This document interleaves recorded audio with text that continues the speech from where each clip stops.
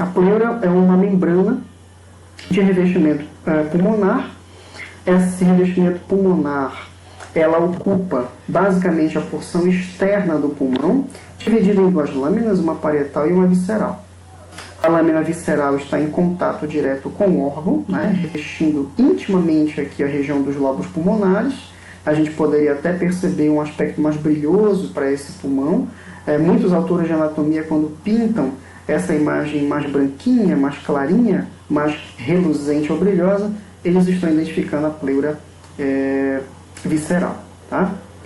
E também nós temos o revestimento mais fibroso, né, mais externo, de grande aderência ou fixação na caixa torácica, que é a pleura parietal. Essa pleura parietal ela ainda pode ser dividida em partes. Tá? Nós vamos encontrar a pleura diafragmática, que é aquela que está fixada no diafragma, nas cúpulas diafragmáticas. Nós temos a pleura de intimidade com a região mediastinal, que é a pleura mediastinal. Alguns autores trazem a pleura que vai revestir o ápice cardíaco na sua porção mais medial, chamada de pleura cervical, porque a altura do ápice cardíaco ele acaba nivelando com a região cervical, com algumas vértebras cervicais, as últimas vértebras cervicais. E nós temos a pleura costo-vertebral, que é a pleura que está em contato diretamente com as costelas, em contato com a coluna torácica e em contato também com a região do osso externo. Tá? Então, a gente pode dividir essa pleura parietal em algumas formas, né? A pleura mediastinal, a pleura costo-vertebral, a pleura diafragmática, né? E a pleura cervical. Tá? Olhando essa distribuição pleural, a gente tem essa noção de que a pleura parietal, né, que está pintadinha aqui em azul, ela acaba tendo uma expansão maior do que o próprio tamanho do pulmão. Né? E quando a gente percebe que existe esse espaço entre a pleura parietal fixada nas costelas e fixada no diafragma em relação à pleura visceral, até porque esse espaço, né, ele vai ser um espaço considerável na região mais inferior do pulmão, chamada de recessos costodiafragmáticos, tá? Que são visualizados tanto nessa imagem anterior como na imagem posterior e na imagem lateral em perfil. Através desses espaços, nós temos a grande possibilidade de expansão do próprio pulmão durante a fase inspiratória. Então, através desse espaçamento, a mobilidade torácica ela é permitida, inclusive por conta da capacidade de ampliação pulmonar, ocupando, então, durante a fase inspiratória, grande parte desse espaço, desse recesso que é deixado anatomicamente, né? A gente percebe que é uma característica anatômica normal. Tá? A pleura parietal, então, aqui se mostrando, recobrindo uma parte do externo. Tá? Então, é a pleura costo-vertebral, né? Com as suas projeções mais anteriores, e também fixações nas costelas e na coluna vertebral. Tá? Então, a gente percebe aí várias projeções desse recesso, né, que recesso representa para nós um espaço. Tá? Tanto o recesso costo-diafragmático, né, como o recesso costo-mediastinal. Tá? Um espaço que a gente vai encontrar aí entre a região do mediastino e a própria pleura.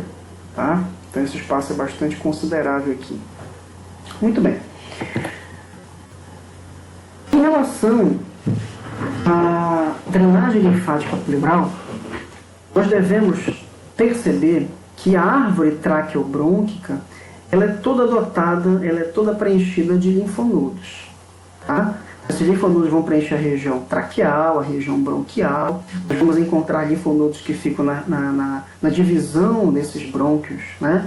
Que já são os brônquios lobares. E existe uma grande continuidade de vasos linfáticos que ficam na camada subpleural. Então nós temos a pleura, né? A pleura parietal, nós temos a pleura visceral, e no espaço subpleural, ou seja, abaixo da pleura parietal, na verdade com intimidade em relação à pleura visceral, tá? Nós temos vasos linfáticos que vão ser atravessados aqui, né, nesse espaço e nesse complexo subpleural, drenando essa linfa diretamente para os linfonodos broncopulmonares.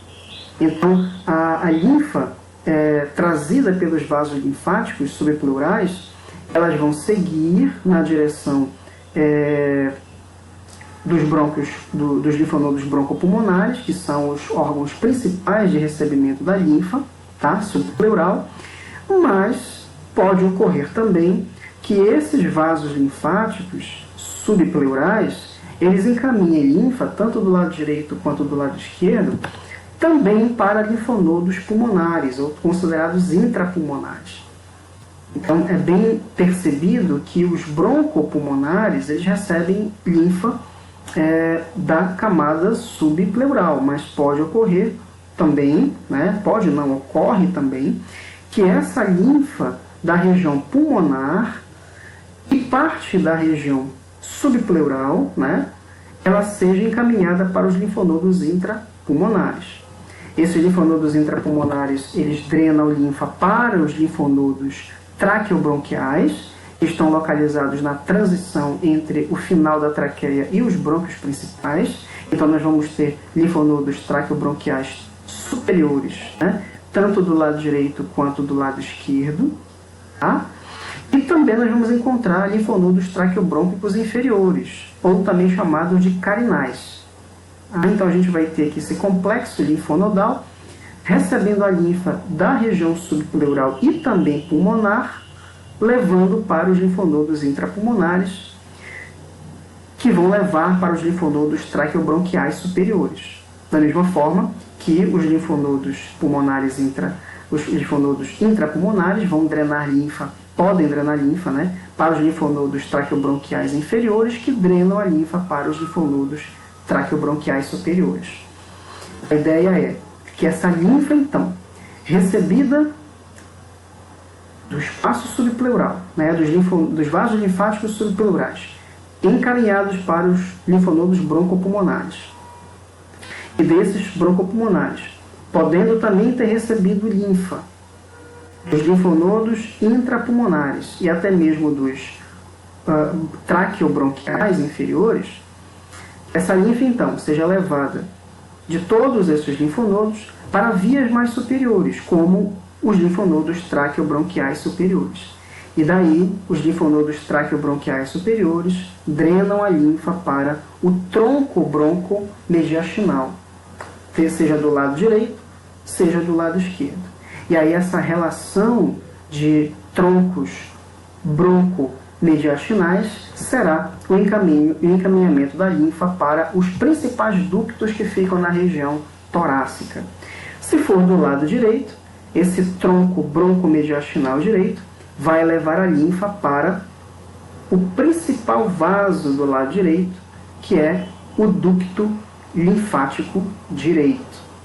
E do lado esquerdo, nós vamos ter a linfa sendo encaminhada pelo tronco broncomediastinal esquerdo para o ducto torácico. E aí sim, tanto o ducto torácico quanto o ducto linfático direito encaminharão essa linfa para uma área de junção com a veia jugular interna e a veia subclávia, tanto direita quanto esquerda, drenando essa linfa já limpa ou já purificada e recebido um tratamento mais especializado pelo seu processo de filtração através dos linfócitos, né, do interior desse linfonodo, né, fazendo essa limpeza, né, do conteúdo linfático, uma vez que a gente sabe que a linfa é uma substância que contém bactérias, que contém células degeneradas, né, então levando essa linfa, né, mais depurada para o sistema venoso, que depois vai ser diluído no sangue e levado, né, encaminhado. Né? Então essa é a organização do sistema de drenagem, tanto pleural quanto pulmonar. Em relação à inervação pleural, é importante a gente considerar dois nervos. Tá? Nós vamos encontrar, inicialmente, uma distribuição de inervação tanto pela periferia do pulmão né? A parte mais externa dessa pleura parietal, tá? E também da região diafragmática central, então a pleura parietal, né, periférica, e essa pleura diafragmática central, tá? Ela vai ser inervada pelo nervo frênico, certo?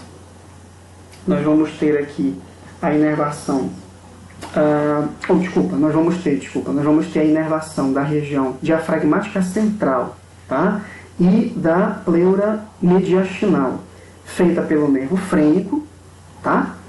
E nós vamos encontrar a inervação da pleura mais externa, né, que é essa pleura localizada na borda do pulmão, tá?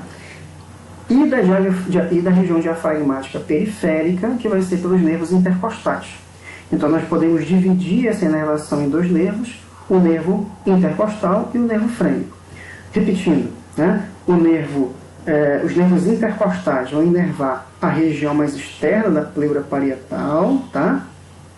E a pleura diafragmática periférica, certo? Que é essa daqui, nervos intercostais, e a pleura diafragmática central, tá? E a pleura mediastinal vai ser inervada pelo nervo frênico. Tá bom, gente? Bom, era isso que eu queria trazer para vocês. Vamos então nos encontrar na próxima semana no laboratório para a gente poder fazer essas pequenas discussões sobre o nosso roteiro. Tá bom, gente? Até logo!